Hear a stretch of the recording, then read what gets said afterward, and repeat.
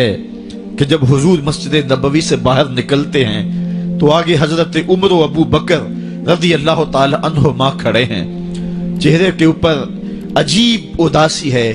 کہا عمر ابو بکر اس وقت کیوں کھڑے ہو؟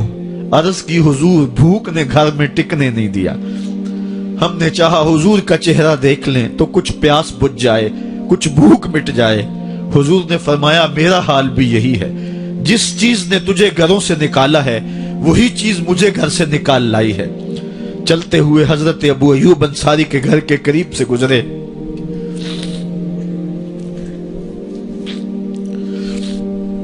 حضور کی خوشبو پا کے وہ باہر آ گئے۔ عرض کی بندہ نواز آج میرے مہمان نہیں بنتے؟ حضور نے کہا تمہاری مرضی۔ گھر لے گئے، چٹائی بچھائی، حضور کو بٹھایا، گھر والوں کو بکری کا بچہ ذبح کر کے دیا، کہا جلدی جلدی کھانا تیار کرو، میرے آقا کو بھوک لگی ہوگی۔ یہ کہہ کے واپس آئے، حضور کے پاس بیٹھے، نظر چہرے پہ پڑی تو گھبرا گئے۔ نکاحت کے آثار اتنے واضح تھے کہ سمجھ آ رہی تھی کتنے دنوں سے حضور نے کچھ نہیں کھایا۔ اٹھ کے باغ میں چلے گئے، کھجوروں کا خوشہ توڑا، حضور کے سامنے رکھا، کہا بندہ نواز جب تک کھانا تیار نہیں ہوتا یہ کھجوریں تناول فرمائیں۔ تھوڑی دیر کے بعد کھانا دسترخوان پہ لگ گیا، حضور سے عرض کی گئی حضور آئیں کھانا تناول کر لیں۔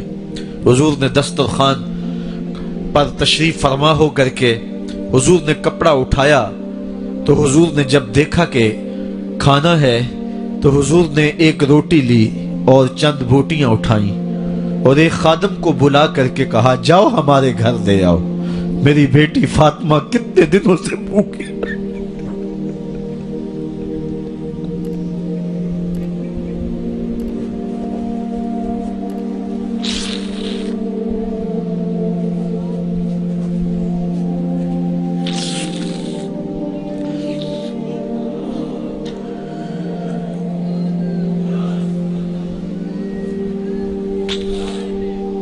کہا جاؤ ہمارے گھر لے آؤ، میری فاطمہ کتنے دنوں سے بھوکی بیٹھی ہوئی ہے۔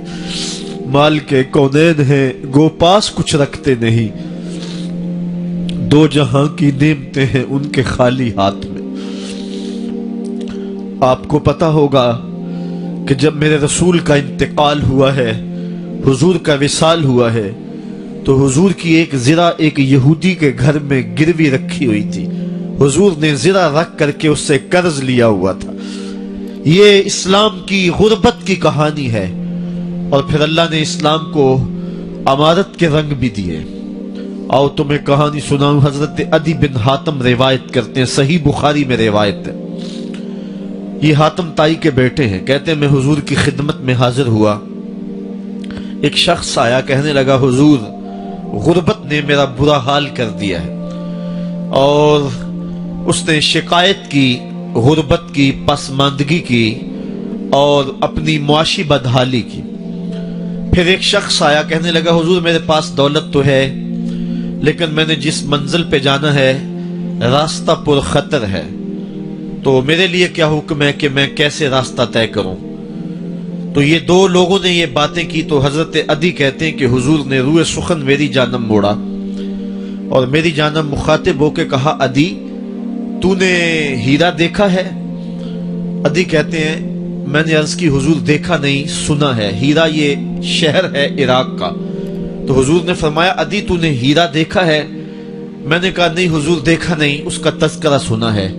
فرمایا عدی اگر اللہ تجھے زندگی کی مہلت دے تو ہیرا سے ایک خاتون چلے گی، تو اپنی آنکھوں سے دیکھے گا اور مکے تک پہنچے گی اور اللہ کے گھر کعبہ کا طواف کرے گی، اور اس کو ہیرا سے لے کر کے مکے تک اللہ کے علاوہ کسی کا ڈر نہیں ہوگا۔ کہتے ہیں کہ میں نے دل میں کہا کہ پھر بنو طے کے ڈاکو مر گئے ہوں گے جنہوں نے عرب کے اوپر روب ڈال رکھا ہے، تو وہ تو پھر ختم ہو گئے ہوں گے۔ کہتے ہیں میں ابھی سوچ ہی رہا تھا کہ حضور نے مزید میری حیرت میں اضافہ کرتے ہوئے کہا عدی اگر تجھے اللہ نے زندگی کی مہلت دی تو تو دیکھے گا کہ کسرا کے خزانے تیری جھولی میں ہوں گے۔ تو اس دور کی سپر طاقت تھی۔ میں نے کہا حضور کسرا بن ہرمز حضور نے فرمایا ہاں کسرا بن ہرمز.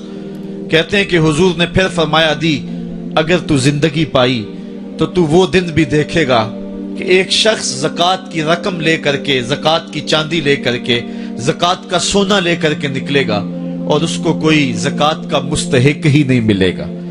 حضرت عدی بن حاتم کہتے ہیں کہ پھر میں نے وہ منظر اپنی آنکھوں سے دیکھا کہ ہیرا سے ایک خاتون چلی اور مکے تک پہنچی اور امن ایسا تھا کہ اس کو اللہ کے علاوہ کسی کا ڈر نہیں تھا. پھر وہ لمحے بھی میں نے دیکھے کہ کسرا بن ہرمز کے خزانے مسجد نبوی کے باہر پڑے ہوئے ہیں. تو کہتے ہیں تیسری چیز میں دیکھ نہ سکا اور میں نے لوگوں کو کہا کہ یہ میں تو نہیں دیکھ سکا، میری شاید زندگی وفا نہ کرے، اور اگر تمہاری زندگی وفا کرے تو تم دیکھنا میرے آقا نے جو فرمایا تو 2 باتیں تو پوری ہو گئی ہیں اور تیسری بات تم دیکھ لو گے. حضرت یحییٰ بن سعید فرماتے ہیں کہ حضرت عمر بن عبدالعزیز کا زمانہ تھا اور انہوں نے مجھے افریقہ کی جانب زکوٰۃ وصول کرنے کے لیے بھیجا. میں وہاں سے زکوٰۃ وصول کی اور پھر میں زکوٰۃ لینے والے مستحقین کو ڈھونڈنے لگا. تو کہتے ہیں مجھے کوئی مستحق نہ ملا. پھر میں غلام پکڑتا اور اس کے پیسے دے کے اس کو آزاد کرواتا چلا جاتا. حضرت عمر بن عبدالعزیز کا زمانہ ہے کہ گورنر ہے عراق کا. وہ حضرت عمر بن عبدالعزیز کو لکھتا ہے کہ اتنی رقم ہے، اس کا کیا کرنا ہے؟ تو عمر بن عبدالعزیز کہتے ہیں رقم لے کے یہاں نہ آنا، وہاں عراق کے لوگوں میں بانٹ دو، جو زکوٰۃ کے مستحق ہیں ان کو تقسیم کر دو. تو گورنر لکھتا ہے جو مستحق ہے ان کو دے دی، اب کوئی مستحق نہیں رہا تو میں کیا کروں؟ تو حضرت عمر بن عبدالعزیز کہتے ہیں جو مقروض ہیں ان کا قرض اتار دو. تو کہتے ہیں کہ ہاں قرض بھی میں نے اتار دیا ہے، رقم پھر بھی بچ رہی ہے، کیا کروں؟ تو حضرت عمر بن عبدالعزیز نے پھر لکھا جو شخص شادی کرنا چاہتے ہیں ان کا حق مہر ادا کر دو. میں نے کہا کہ وہ بھی کر دیا ہے، رقم پھر بھی بچ گئی، اب کیا کروں؟ تو حضرت عمر بن عبدالعزیز نے مجھے لکھا کہ جو غیر مسلم ہیں جنہوں نے ٹیکس دیا ہوا ہے، جتنا ٹیکس دیا ہے اس سے دگنے پیسے ان کو قرضے میں دے دو اور ان کو کہو جاؤ اس کا کاروبار کرو، کھیتی باڑی کرو، اور ساتھ انہیں یہ بھی کہہ دینا قرض کی فکر نہ کرنا اور زیادہ اس میں پریشان نہ ہونا، جب دے سکو گے دے دینا. یہ دور بھی پھر اسلام نے دیکھا اور یہ گھڑیاں بھی دیکھی جب چیتھڑے پہنے ہوئے تھے، جب پیوند لگے لباس پہنے تھے، جب پیٹ میں ڈالنے کے لقمہ بھی نہیں تھا. اللہ کا دین اس وقت بھی غالب تھا، اور جب گلیوں کے اندر ریشم بکھرا ہوا ہوتا تھا کوئی اٹھانے والا نہیں تھا، دین اس وقت بھی غالب تھا. دین کا غالب ہونا یا نہ ہونا اس کا تعلق جو ہے وہ مال و دولت سے نہیں ہے. اقبال کہتا ہے کہ زوال بندہ مومن کا بے زری سے نہیں، مومن کا زوال بے زری سے نہیں ہے بلکہ اس کا سبب کوئی اور ہے. وہ سبب ڈھونڈنا ہے کہ ہم دنیا میں رسوا ہو کے کیوں رہ گئے، ہم زمانے کے سامنے تماشا کیوں بن کے رہ گئے. آج نبی کی امت پوری کائنات میں رسوا ہو کے کیوں رہ گئی.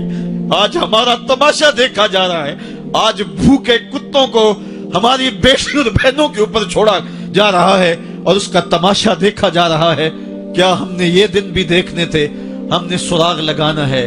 دولت کی قلت اور کثرت یہ ثانوی چیزیں ہیں. ہم نے تاریخ میں دیکھا ہے ہم کبھی مالی طور پہ کمزور تھے، رسوا نہیں ہوئے ہیں. مال زیادہ ہو گیا، رسوا نہیں ہوئے ہیں. رسوائی کے سبب کوئی اور ہیں.